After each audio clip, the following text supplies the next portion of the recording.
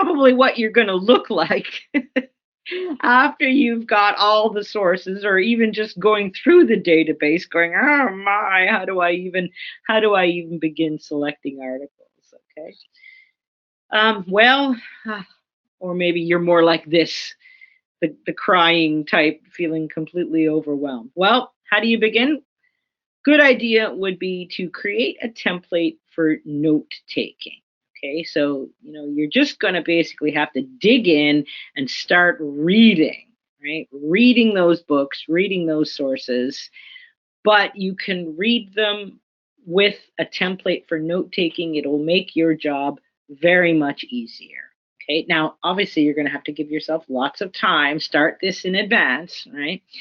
Um, what you want to do is this. First of all, make a chart like this for yourself. All the bibliographic information you need. And then you've got your sources, okay? So put down full bibliographic information, including publisher, year, author, etc., right? Everything you need there, okay? Then write down any key words, right? Words that are going to pop out at you for those sources. And often, and this is important too, because um, get used to doing that. When you're reading an article, keep in mind, let's say, five, six, seven or so keywords, certainly four, I would say no less than four keywords for every source that you read. Okay. And it's a good practice to think that way, because if you ever publish an article, a lot of times journals will ask you to provide some keywords and in a short abstract for what the article is about. So, think in terms of your own writing, what are my keywords? And then when you're reading, what are the keywords there, right? So write down some keywords for each source. And then furthermore, write down some key claims, some main ideas that you find in that source. Also write down what your thoughts are, what your responses are to those ideas. And then this is very important. Write down some key quotes, something that really jumps out at you, quotes or paragraphs. Put the page number for the source. And the reason why you want to do that is to avoid an inadvertent plagiarism. A lot of times, if you're just like for example, let's say you write down in the column of key claims, main ideas, if you write down, verbatim a sentence from the sources, but you don't realize that it was actually a quote, and then later you actually incorporate it into your essay without realizing that you've actually quoted it, you've inadvertently plagiarized. Right. So it's important, if there's a quote that really sticks out at you, write it in that key quote section and put the page number. And that way it's easy for you to go back and find it again. Right. Because nothing's worse than writing something down and then realizing you're in a 300-page book. Oh my goodness, where did I find that quote from? And then you simply can't find it. I mean, and then so you try to paraphrase it, but you end up, plagiarizing, like, let's say, half the sentence.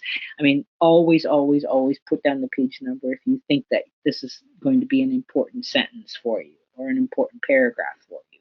Okay. So if while you're reading, you fill out this chart as you're reading, that will help you so much later on in the writing process. Okay.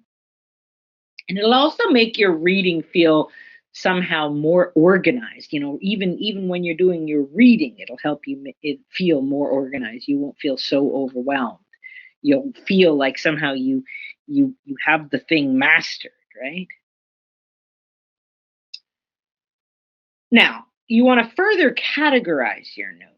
Okay, when you've got most of your reading done, let's say you've got all this chart filled out, and you've got a lot of your reading done, you want to now start categorizing your notes. So look for notes, first of all, that support your argument or support your hypothesis. So at this point, you've already figured out what your research question are going to be. Maybe you've already developed some hypotheses for how to answer those research questions. Okay, so what sources support your argument? What sources support your hypothesis? Okay, keep those in one category. And then what about the other category, those sources that are undermining or contradicting your argument? Take note of those as well. You're going to want to engage those, because if there's something that's contradicting your argument, you're going to have to respond to it. Okay. So either you're going to have to alter your argument, or you're going to have to respond to the contradiction. Okay. Sources providing historical background for your topic in previous scholarship. And this is obviously going to be very important if you're writing a thesis. And then sources discussing the context for your topic's importance today. Right? So, you know, why is it important? I mean, one of the things that you, if you're doing a thesis, one of the things that you're going to want to respond to is the so what question. So let's say someone asks you, what are you writing your thesis on? And you say, oh, the snake handling Christian sects of the Appalachian Mountains. And someone says, well, so what? Right? Why is that interesting? Right? So you've got to talk about your researcher roles. Either this is new and interesting, or this is interesting, and then you've got to say why it's interesting, or what problem is being solved here, or why we should understand it in this new way so that it is interesting, etc. Right? So ultimately, everything comes back to the so what question. You have to justify why you're writing that thesis, or even why you're writing that paper. Of course, if you're just writing a paper, you might say, well, because you know it was assigned to me by my instructor, and if I don't write it, I'm going to fail the course. Well, I suppose you could put it that way, but really, the idea is you want to say why the topic is important, right? I mean, you're not if you're just writing the paper because you've got to get it done, to pass the course. Well, maybe you're not going to do the best job on the paper. The idea is that it should also excite your interest. It should also, you know, grip you. And if you're gripped by it, then you're going to be able to help grip others by it, right? It should be an interesting topic for you and hopefully for others too. So part of that is figuring out, well, why is it important specifically today, right? So what sources actually help you to answer the so what question, right? And then sources establishing key definitions, technical terms, principles for the discussion of the topic. And some of that is going to come from the key words that you find in those sources. Right? So make yourself a chart like this for taking notes, and then finally categorize your notes like this.